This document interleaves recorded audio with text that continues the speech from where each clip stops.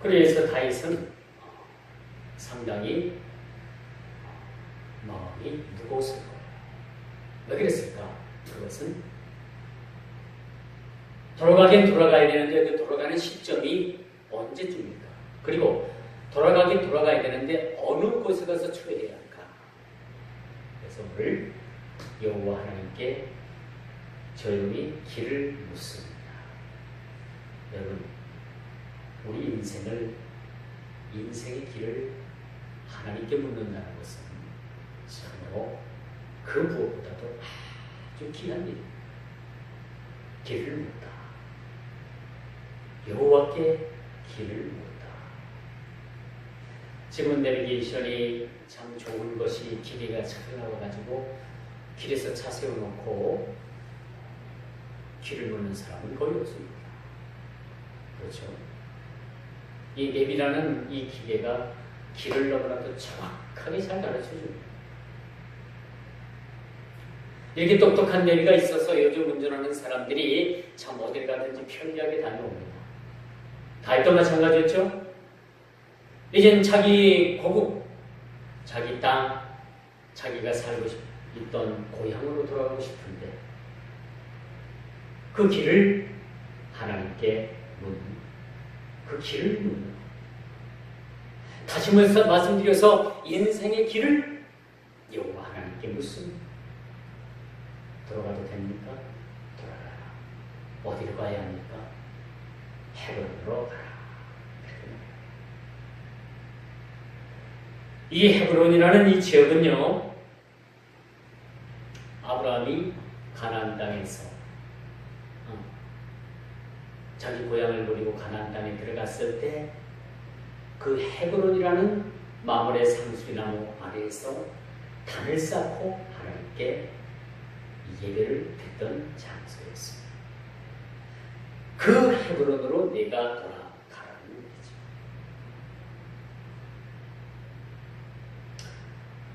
어디로 가야 되는가라는 것을 다윗이 여호와 하나님께 물었을 때 이 물음의 과정은 어디로 가야 할지를 여호와 하나님께 묻는 이 과정이 너무나도 우리 인생에 있어서 이것이 아주 중요한 요소로 작용하고 있다는 겁니다. 오늘 우리는 갈 길을 묻습니다.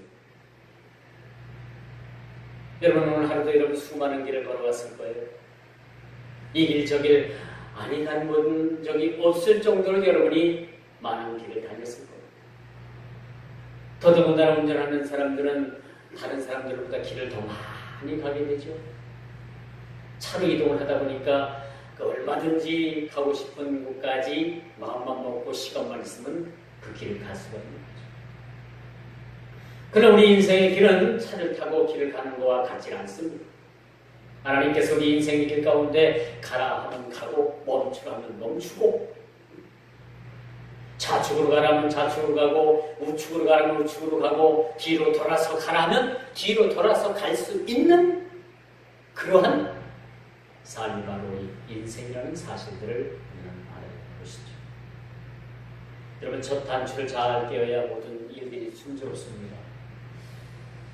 다윗은 그래서 성군인가 봅니다. 우리는 무작정 좋아서 하루라도 더 빨리 조국으로 돌아가고 싶은 비행기를 티켓을 마련해서 얼른 내가 살던 그 조국으로 내 땅으로 돌아가고 싶은 생각이 있을 거예요. 어쩌면 하나님께 여쭙는 길을 묻는 그 과정도 우리가 망각한 채 그렇게 우리의 길을 부지런히 우리 스스로가 찾아갈 수 있다라고 생각을 할 수가 있을 겁니다. 아니, 그렇게 여태까지 우리가 세상을 살아왔는지도 모릅니다. 그러나 오늘 말씀에서도 보니까 분명한 것은 다윗은 여호와께 길을 묻다. 무슨 TV에 나오는 프로그램 제목 같죠? 길을 묻다. 얼마나 중요한 얘기지.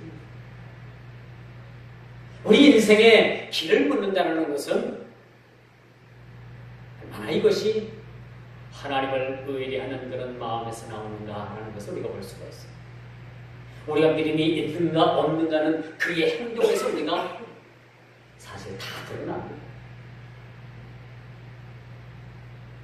여러분 스스로가 여러분 믿음이 어느 정도가 되는가를 여러분 스스로를 한번 판단해 보세요. 믿음은 반드시 행동이 수반하는 겁니다. 어떤 사람은 말로는 청산유수인데 하는 행동은 아무것도 없어. 행의 열매는 아무것도 없어. 그러면 그건 믿음 있는 사람이 아니라 립서비스라고 립서비스. 입술로만 그냥 서비스하는 거예요. 그런 사람이 되어서는 안 됩니다.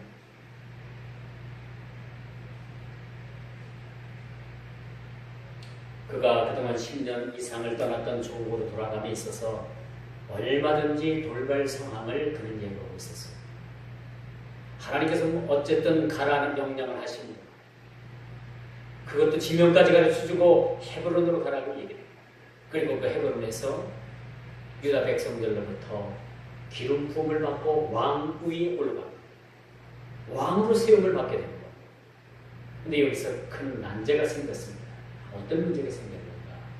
이 아브넬이라는 이 사울의 군대 장관이 사울의 아들인 이스보셋을 왕위로 옮깁니다. 근데 여기서 이스라엘 백성들 거의 12지파 가운데 10지파가 넘는 그러한 많은 집단이, 많은 사람들이 사울 왕의 아들인 이스보셋을 왕위로 추대를 합니다. 갑자기 그 조그마한 나라에 왕이 둘이 생겼어요. 다윗이 왕으로다가 기름을 부음받고 이스보셋이라는 사울의 아들을 아브넬이라는 이 군대 장관이 왕으로 삼고 서로 대립을 합니다. 다윗으로서는 큰 정치적인 난관이 생깁니다. 여러분, 하늘에 태양이 둘일 수가 없죠. 달이 둘일 수가 없습니다. 하늘의 태양은 하나일 수밖에 없고 달은 하나일 수밖에 없는데 하늘의 태양이 둘이 되면은 이건 서로 날짜가 어긋나 버리는 거죠. 일자, 연, 월일이 막 그냥 뒤죽박죽이 되는 거예요. 한 나라에 왕이 둘이 있다라는 것은 이것은 굉장히 한 나라가 불행한 겁니다. 다윗은 이것을 정치적으로 풀지 않을 수가 없었어요. 그래서 길르앗 야베스 사람들을, 이 길르앗 야베스 사람들은요, 이 사울 왕과 굉장히 친화적인 사람입니다. 어찌 보면 사울의 정치적인 고향이라고도 볼 수가 있어요. 이 사람들을 내치는 것이 아니라 선대했어요. 그걸 안았습니다. 그리고 그 사람들을 칭찬하고 좀 띄워줬습니다. 그럼에도 불구하고 그들은 사울의 아들인 이스보셋을 왕으로 추대하기에 그들이 다윗의 반대편에 서게 된다는 것을 우리가 보게 되는 것이죠.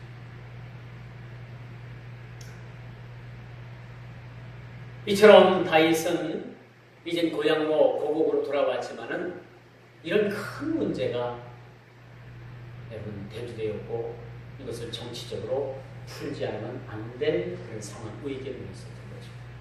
그런 와중에 그 사울 왕을 지지했던 아브넬 장관과 군대 장관과 또 다윗의 신복인 그러한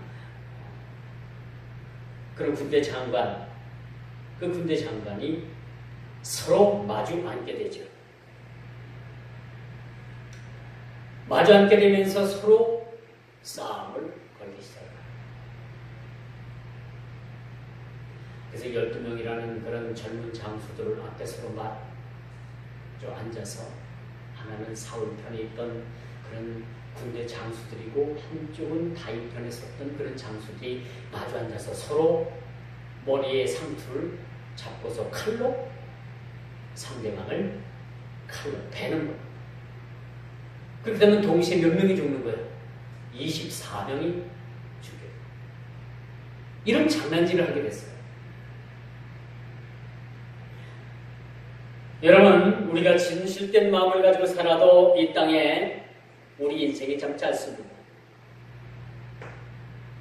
이런 장난질을 해서 생명을 헛되이 버린다면 그것은 하나님 앞에 큰 죄악이라는 것을 우리가 알게 되는 것이죠.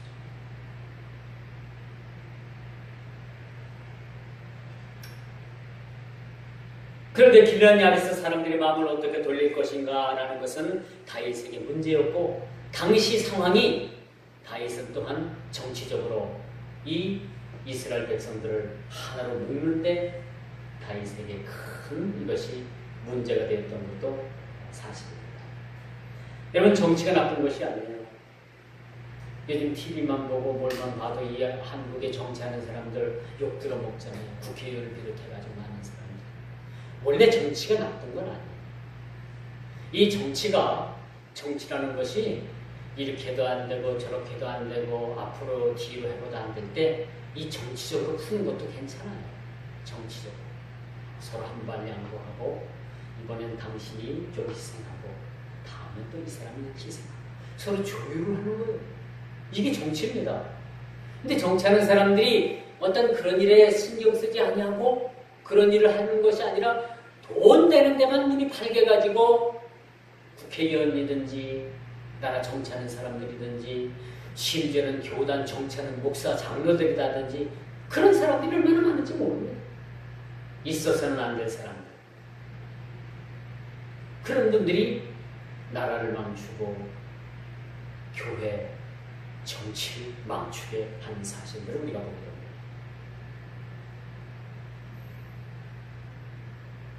이렇게 생명을 경히 여기는 목숨을 담보로 한 장난이 오늘 본문 14절에 보니까 그렇게 말씀을 해요.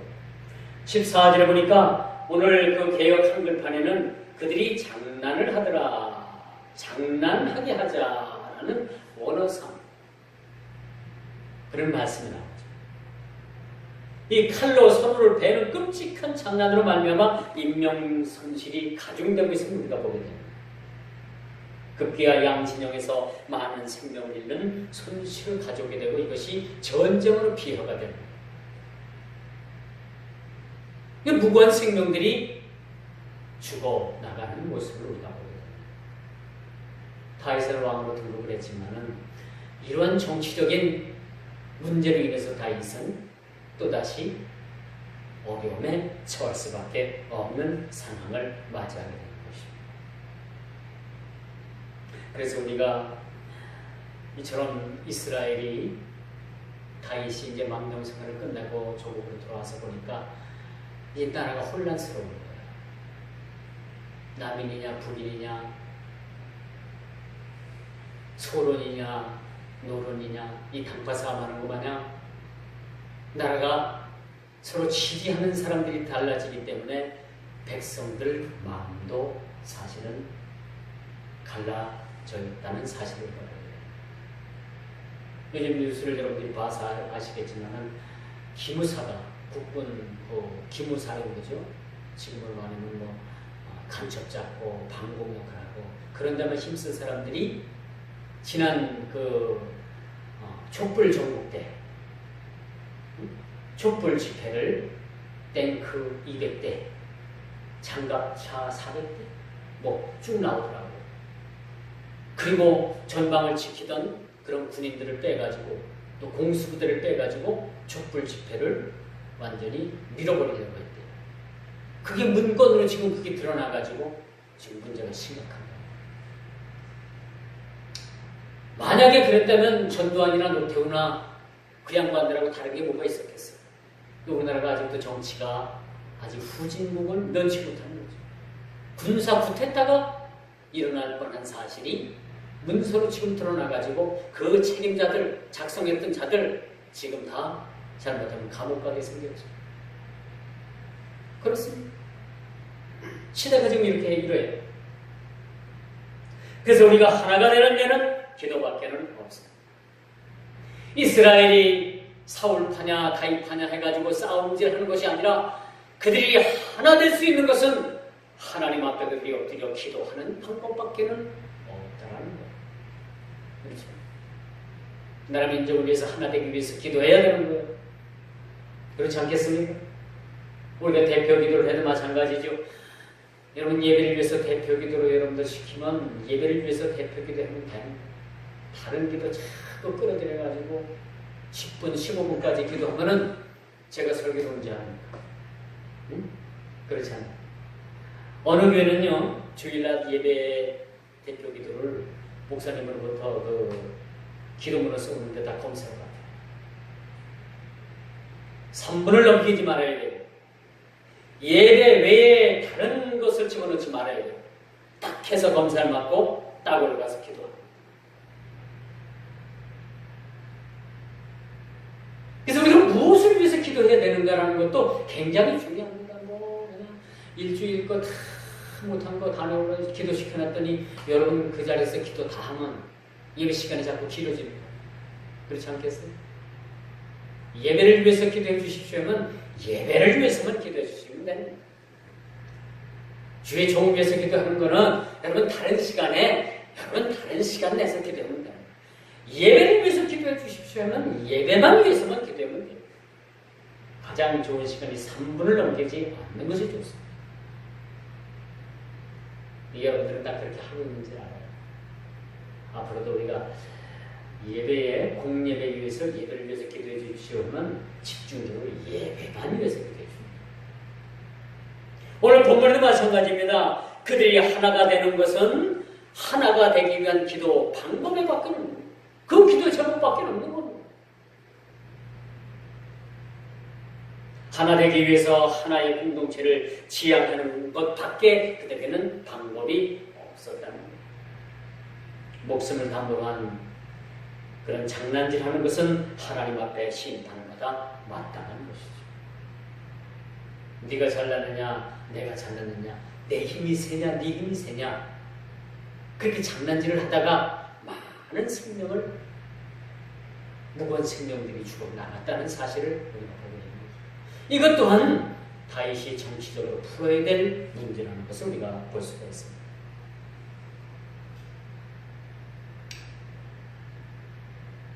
이제 말씀의 결론을 맺습니다. 다윗이 왕위에 오르면서 이제 중요한 사실 하나가 바로 뭐냐면 점점점 전쟁이 심하는 가중되고 있다. 이 사울왕 파냐 다윗왕 파냐 해가지고 이게 이제 갈라졌는데 점점점 전쟁이 심화되고 있습니다. 이쯤 되면 우리가 어떻게 해야 됩니까? 여러분 같으면 이런 문제를 해결하기 위해서 어떻게 해야 돼요? 어떤 방법밖에 없다고 생각을 합니까? 기도밖에는 없습니다. 우리가 하나 되는 것도 기도밖에 없는 거고 교회 부흥도 하나밖에 없는 거고 하나된 기도의 방법밖에 없는 거고 여러분의 개인 문제도 마찬가지입니다. 하나의 방법밖에 없는 거예요. 여러분의 개인 문제를 위해서 하나님 앞에 무릎 꿇고 기도하는 하나의 방법밖에는 없다는 사실을 오늘 말씀을 통해서 우리가 찾아볼 수가 있는 거죠. 말씀을 통해서 우리가 확인해 볼 수가 있죠. 점점점 전쟁의 심화는 가중되는 가운데 시간이 흐를수록 다윗의 왕가는 오늘 본문 마지막 절을 한번 봅시다. 2장 마지막 절에 뭐라고 결론을 내고 있는가?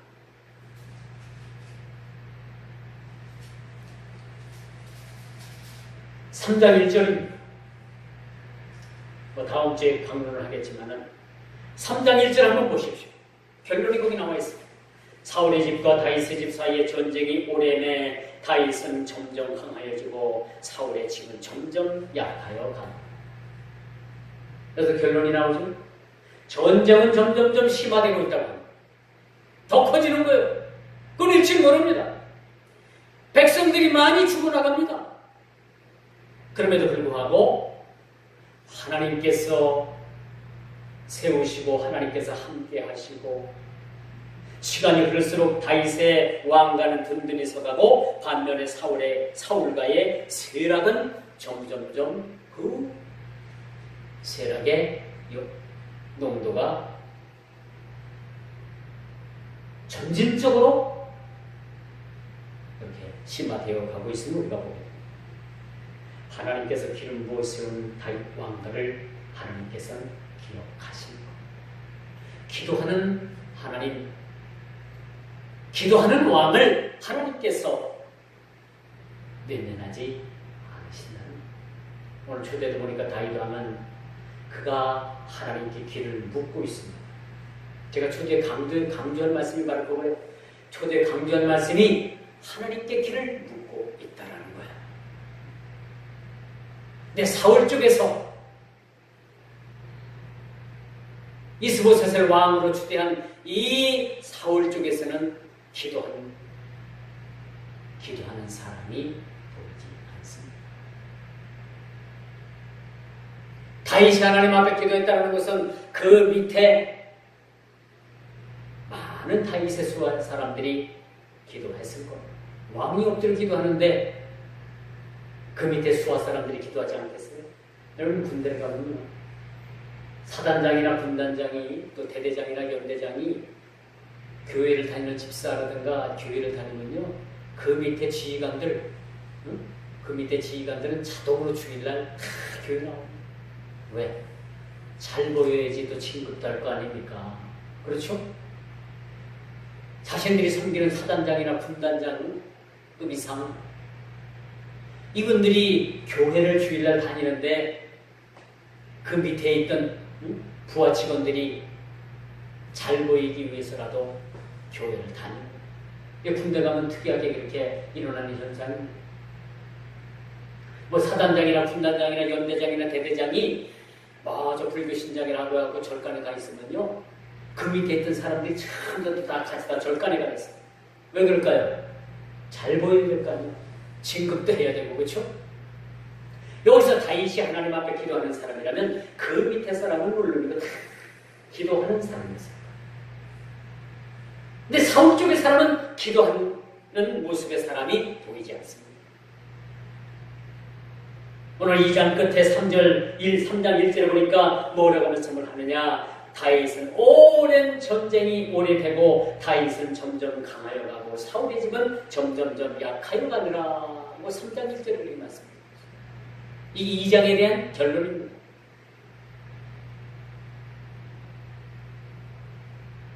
제가 여러분들에게 더 이상 부연 설명을 하지 않아도 다윗의 집은 점점점 강하여가는 이유가 어디에 있는가?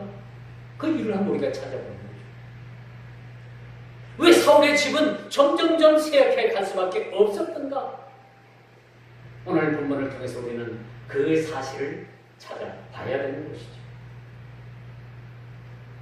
그래서 하나님께서 기름 부어 세운 다윗 왕가를 기억하셨습니다. 하나님께서는 하나님의 손길 아래 보호하시고 있음을 우리는 보게 되죠. 결코 하나님께서 세우신 나라, 하나님께서 세운 교회가, 또 하나님께서 세운 이 가정들, 하나님께서 세운 이 개인들은 절대적으로 무너지지 않는다는 사실을 우리가 말씀을 통해서 교훈 삼게 되는 것입니다. 이 말씀을 여러분 기억하시고, 여러분 모두도 하나님 앞에 기도하는 하나님의 백성, 기도하는 개인, 기도하는 가정, 기도하는 여러분 교회, 기도하는 나라 민족 되기를 주님의 이름으로 축원하면서 말씀을 뵙도록 하겠습니다. 기도합니다.